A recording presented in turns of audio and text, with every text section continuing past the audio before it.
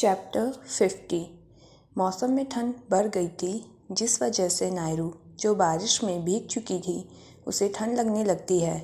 वो ठंड की वजह से थोड़ी सी काँप भी रही थी और देखते ही देखते नायरू को लगातार छींकें आना स्टार्ट हो जाती है, जिसके कारण नायरू का छोटा सा नाक टमाटर की तरह लाल हो जाता है और उसका फेस भी रेड हो जाता है। नायरू की ऐसी हालत देख अरी गाड़ी की स्पीड और बढ़ा देता है। गाड़ी चलाते हुए सड़क के अगल बगल अपनी बेचैन नज़रों से देखने लगता है। कुछ देर बाद जब उसे अपनी मंजिल दिख जाती है तो वो अपनी गाड़ी रोक नायरू को निकलने के लिए बोलता है।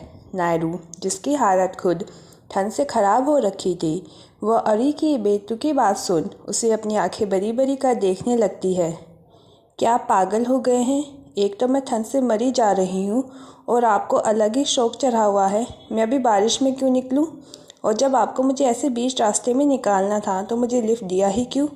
अभी नायरू बोल ही रही थी कि अरी उसकी कमर पर हाथ डाल उसे अपने करीब खींच लेता है, जिससे नायरू की बकबक कहाँ जाती है उसे भी पता नहीं चलता।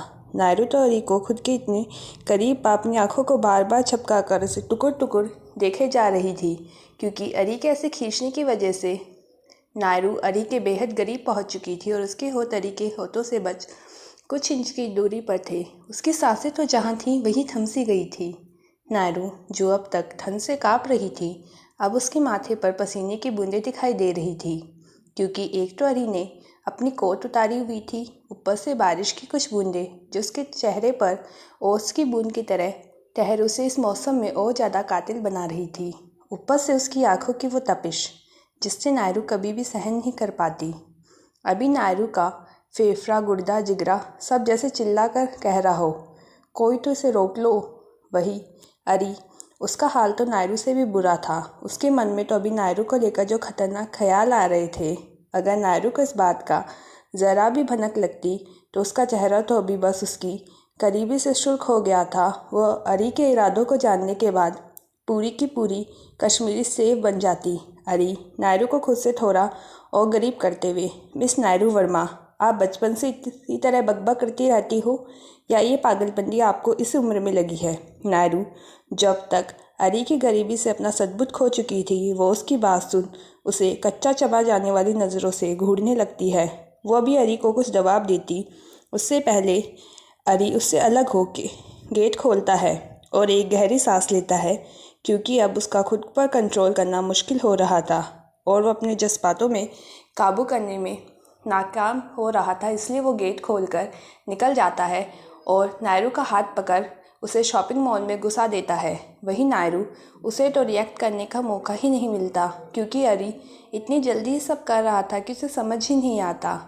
जब तक उसे कुछ समझ आता, वो शॉपिंग मॉल में फ़ीमेल सेक्शन के पास खड़ी थी। वो तो शुक्र है साक्षी गहरी नींद में सो रही थी, वरना दोनों की हरकत देख वो सच में नींद में जाने को मजबूर हो जाती। अरी उसे गाड़ी में अच्छे से लॉक कर देता है ताकि उसे कोई खतरा ना हो। अंदर अरी जल्दी से नायरू को एक ड्रेस हाथ में पकड़ा उससे चेंजिंग रूम में भेज देता है।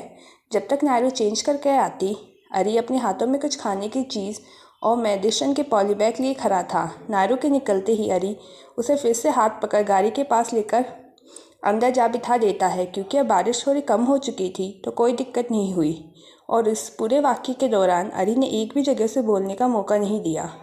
और नायरू भी जहाँ जहाँ अरी उसका हाथ पकड़ ले जाता, वो कटी पतंग की डोर की तरह खींची चली जाती। नायरू तो क्या बोले, उसे कुछ समझ ही नहीं आ रहा था। हमेशा ये बंदा कुछ ऐसा कर देता था जिससे वो उसकी ओर गरीब हो जाती थी। गाड़ी में बैठने के बाद अरी उसे खाने की कुछ चीज़ देता है और साथ में दवाई भी, जिसे नायरू चुपचाप ले खा लेती है, क्योंकि अब वो क्या ही बोले। उसके पास बैठा बंदा मदद भी ऐसे करता है जैसे अपना रौब जमा रहा हो। नायरू अपने मन में, अरे जब इनको यही करना था तो मुझे बता भी तो सकते थे, लेकिन नहीं, ये तो है लाट गवर्नर के दादा। अपने मुंह से अगर बोल देते तो इनका एटीट्यूड कम नहीं हो जाता। लॉर्ड गवर्नर मरे होंगे तब ये पैदा हुए होंगे। एक तो कब क्या करते हैं कुछ पता ही नहीं चलता। इन्हें तो समझना ही मेरे लिए कॉम्प्लिकेटेड है। केयर भी करते हैं तो अपना एटीट्यूड दिखा के। नायरू अपनी सोच में ही डूबी हुई थी कि गाड़ी एक बार फिर रुकती है, पर उसका ध्यान तो अभी पूरी अरी पुरान पन्ने में था। अरी गाड़ी रोक उसकी तरफ देख रहा था, जो न जाने किसके अपना मुंह बना बना के कुछ बातें किए जा रही थी। अरी ये देख उसके कंधे को पकड़ जोर से हिलाता है, जिससे नायरू हड़बड़ा, क्या हुआ, आपने गाड़ी फिर से क्यों रोक दी? और कुछ खरीदना है क्या? अरिटो नायरू की बातें सुन उसे ऐसे देखता है जैसे कोई पागल को देख रहा हो, जिसे अपना ही घर पता नहीं चला। आज के लिए बस इतना ही।